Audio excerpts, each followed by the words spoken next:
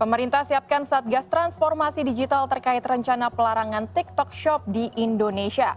Perlu ada aturan jelas guna melindungi pasar domestik. Menteri Koperasi dan UKM Teten Mas Duki menyebut pemerintah tengah menyiapkan Satgas Transformasi Digital terkait rencana pelarangan TikTok Shop di Indonesia. Teten mengatakan selama ini pengaruh transformasi digital dalam perekonomian negara itu memang sangat besar dan tak terhindarkan, sehingga perlu perlindungan untuk pasar domestik. Retail online dari cross border langsung ke konsumen itu kita minta yang bagian dari revisi Permendag itu. Mereka masuk dulu impor seperti biasa, baru mereka jualan di online.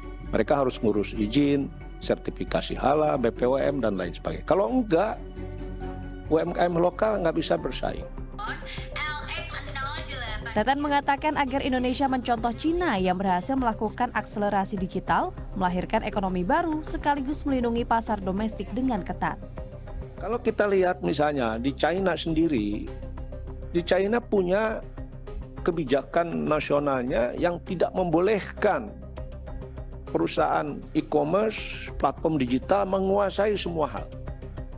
Ya, nggak boleh. Kalau medsos, ya sosial media, kalau commerce, dan lain sebagainya. Nah kita nih hampir semua bisa nanti masuk. Ya, nah itu yang kita masalahkan. Dan saya kira Pak Presiden juga udah angkat isu ini.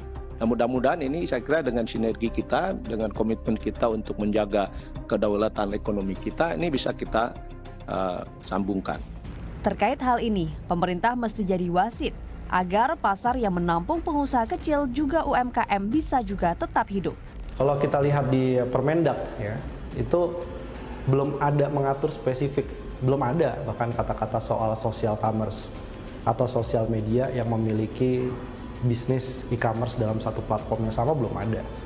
Jadi ini adalah momentum sebenarnya untuk merevisi dari Permendag yang mengatur soal e-commerce agar menyempurnakan bahwa social commerce tidak boleh diatur di dalam peraturan Kementerian Perdagangan. Harus dipisahkan dengan regulasi yang ada pada sosial media. Nah itu yang sekarang harapannya bisa lebih cepat. Karena kalau tidak, ini masalah di social commerce ini ibaratnya abu-abu dia. Masih jadi pekerjaan rumah bahwa pemerintah juga mesti membuat regulasi jelas yang mengatur transaksi jual beli di media sosial. Tim Liputan melaporkan untuk NET.